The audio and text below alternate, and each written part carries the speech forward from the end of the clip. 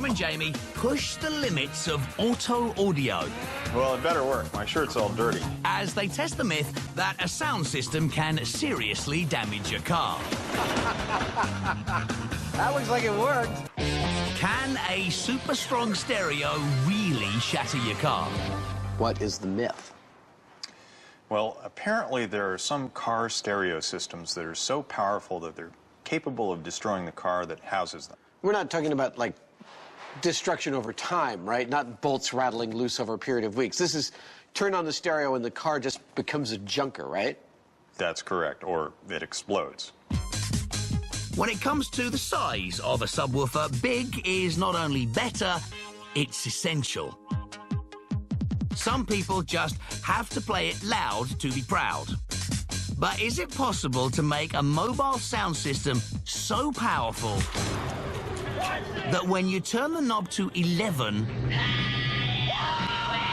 the car explodes?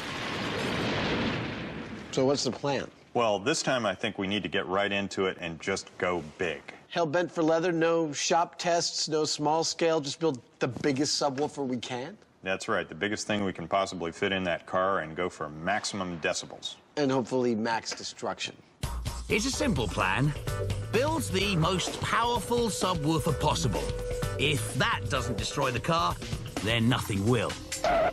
But can mere sound destroy something as solid as a car? A speaker produces sound by switching an electromagnet on and off, which vibrates the speaker cone. This moves air back and forth, creating waves of pressure. Sound pressure level is measured in decibels. In theory, with enough decibels, enough pressure, you can break anything. The plan is to power their giant speaker with the diesel engine of the car, creating waves of sound pressure intense enough to destroy this unfortunate vehicle. This is the cone for the speaker. Now, technically, we could just have a flat plate, but this will actually be stronger. It'll be less likely to bend when we start pumping up and down on it. And, you know, in a real speaker, you would have, like, something that was perfectly conical, but by making these pie sections, we're able to get pretty close with a lot less work. Well, there it is. Wow. That is perfect. They'll use an inner tube as the speaker seal. This flexible diaphragm will allow the speaker cone to vibrate while retaining a seal on the cavity below. And once it's glued to the aluminium cone, Adam and Jamie work on a new Mythbusters theme tune.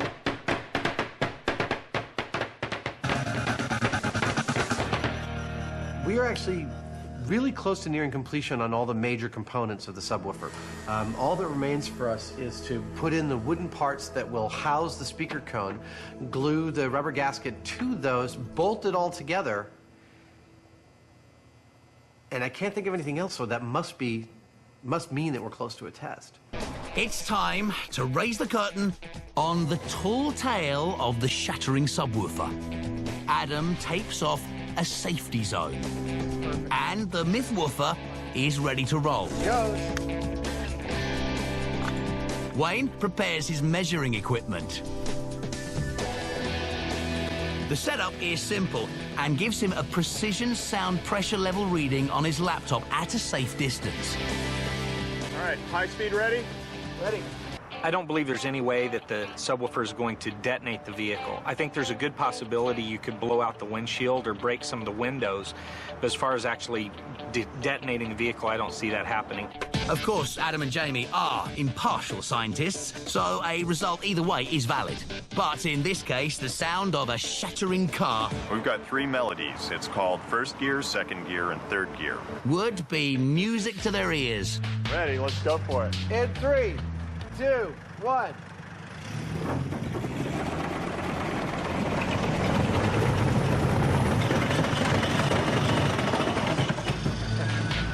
The sound pressure escapes into the wild blue yonder via the sunroof, leaving the windows and the rest of the car intact. But how many decibels did the Mythwoofer pump out before it broke down?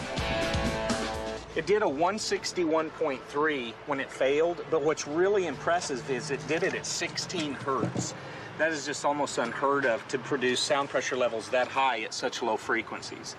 Just takes a tremendous amount of energy to do that. If we were getting 160 dB at 16 hertz, does that mean that we're only going to get 160 dB at any hertz? No, because you didn't hit the resonant frequency of the vehicle. There's a lot of resonances and reflections and things like that that come into play. From what I've never seen a car brutalized like this. Sounds like this myth's busted.